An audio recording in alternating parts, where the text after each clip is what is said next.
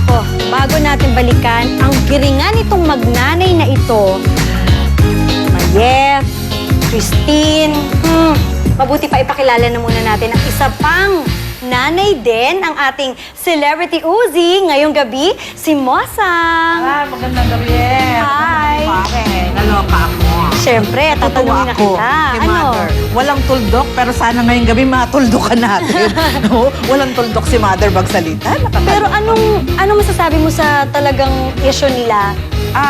Ito ay simpleng, para sa akin, napakasimple nito Pero dahil para sa kabataan, malaking issue para sa kanila yung sense of liberty, kalayaan. Yes. Yung mga magulang naman, medyo mga magulang nakakalimot medyo sa pagiging, nag-overboard din sila dun sa term na magulang, dahil nagiging magulang ka na, sumobra na, parang ganon naman. Parang ganon yung nakikita ko eh. Naku, salamat naman talaga.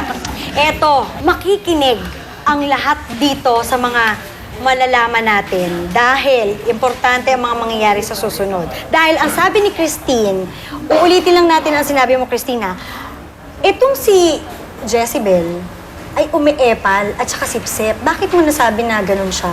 Wala, minsan kasi nung nag-aaway kami ni Mama, di ba, pag uwi ko sa bahay, binubunga ka ni Mama, sige ng sermon. So, sinusulan pa niya si Mama na, sige, sampalin mo yan, sige, sabunutan mo, tama lang yan, sermonan niyo yung sermonan yan, ginanon pa niya. Alam niya, nag-aaway na nga kami ng mama ko. Oo. Nanay namin, gaganunin pa niya. Pero ba't siya kasi nandun? Doon siya nakatira sa bahay. Ay, sorry naman. Okay. Ay! Naku, kaya ka naman pala napapagalitan. Sagot ka na sagot dyan. Naku, ganito na lang. Mabuti pa, para talagang maging malinaw ang lahat ng ito, tawagin na natin mismo ang kapatid ni Christine na si Jezebel. Halika na, Jezebel. Yan, upo ka dyan, Jezebel. Nako, nadinig mo ba sila? Opo. Dinig na dinig mo yung mga sabagay. Siguro lagi mo naman ito naririnig, eh, no? Pero, kasi, yun, sabi niya, sip-sip ka daw. Hindi naman po totoo yun eh. Totoo kaya? Kasi po, nag-umpisa lang po yun yung nag-third year po ako. Mm. Na sumali po kasi ako nun sa tour, tsaka po Second year pa lang. sa JS Prom po. Mm. Kasi po nung siya po, sa time po niya, hindi po siya sumali. Tapos sa akin po, nagagalit po siya kasi pinasali nga po ako ni Mama. Natapat lang po nun na may pera, tsaka hindi rin po galing kila Mama yung pera nun kila Tita po. Pagkaalam ko po. Kaya, ano, Di sana sabihin mo kaya lahat ng problema, no? Hindi yun lang binibigay mong issue. tulad ng, Yung pag sa mga trabahong bahay, simpleng gawain, wala man lang siyang pwedeng gawin. totoo Ano? ba na meron kang ano? Kasi po, dati po, madalas po akong sumpungin po ng asthma. Anong edad to? Hanggang sa mag-18 po ako, madalas po akong sumpungin Ang galing mo naman, talaga. isip mo lang ang anong naglayas ako, saka ka lang naman napakilo sa bahay. Kailan pa pala maglayas ako para lang matuto kang magtrabaho sa bahay? Ngayon naman, ano yung mga pinag-aawayan ninyo? Meron lang ba laging bumabagsak sa isang bagay? Ayun, pag uwi ako, minsan nangunguna pa siya magsalita kay Mama, sasabihin niya sa akin, "No ba yan? Ngayon ka lang umuwi?" Gaganunin niya ako. Ginaganon mo ba? Kasi po, umaga na Kasi po siya mas ate ka umuwi. sa akin, ganon. Ikaw na yung ate. Ikaw na yung mas dapat masunod. Ikaw na Kasi yung mas po, magaling magsalita. Sige, minsan po kasi naiisip ko rin po na siya po pwede pong umalis araw-araw, mantalang po ako, hindi po ako pwede. Pagka po pupunta po ako ng simbahan namin, lagi po sinasabi sa akin ni Mama. Dahil po sa masama po yung naging resulta ng pag-alis po niya, pati po ako pinagbabawalan na po ako ni Mama umalis ng bahay.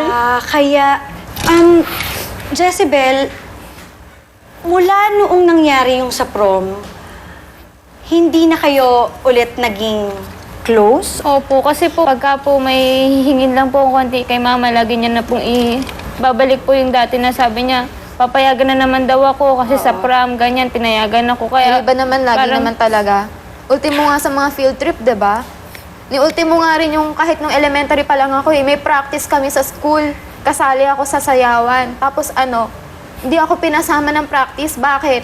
Tambakang labahin, daming gagawin sa bahay, tambakang ugasin, maglilinis ka pa, mahitupiin, Sinabi mo yun? Nangyari ba ito? Opo.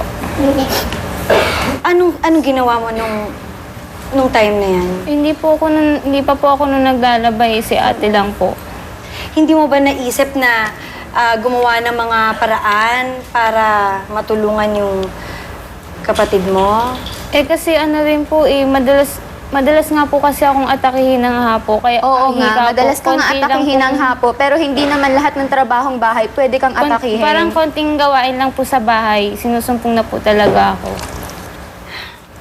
Christine, ito na ang pagkakataon at ikaw ay magiging malaya kung ano ang mga gusto mong sabihin sa nanay mo.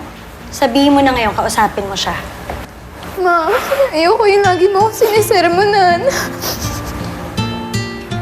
Tapos gusto ko maramdaman ko naman yung pag nagpaalam ako, papayag ka, hindi yung bubungangaan mo na ako minsan kahit sa labas, sa harap ng mga may tao pa dyan sa iba, kahit na sino tao dyan.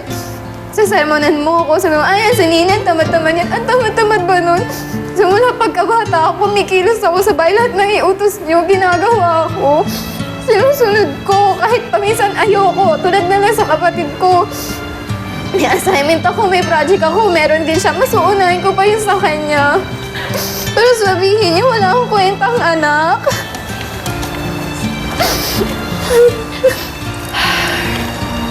Naglalayas ako. Lagi ako umaalis. Hindi ako umuwi ng bahay. Kasi doon nararamdaman ko, pag nandun ako, hindi nila ako gaganunin. Wala man magsasabi sa akin na, ayan, layas ka ng layas, lagi na lang yung ginagawa mo, wala kang kwenta. Ano ka bang klaseng anak? Sana hindi na lang kita naging anak, sana bata ka pa lang. Pinisil ko na ilong mo para hindi ka lang nabuhay sa mundo. Ginaganon niyo ako.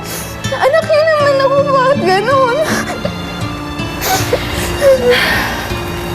Naglayas ako. Naniwala ka, papasok ako sa beer house. Di ba sabi mo nga gusto mo matrabaho sa ibang bansa? Naglayas ako noon, bakit? Ayaw ko pumunta na ibang bansa. Kasi baka mamaya, usapan, pagpunta sa ibang bansa, ganito trabaho, pagdating doon, kung ano lang gawin sa akin. Tapos dito, gusto nyo paniwalaan yung ganun? Nag-aral ako. Mas gusto ko pa magkatulong kaysa naman pumasok sa ganun. Hindi niyo naman ako pinalaking malandi eh.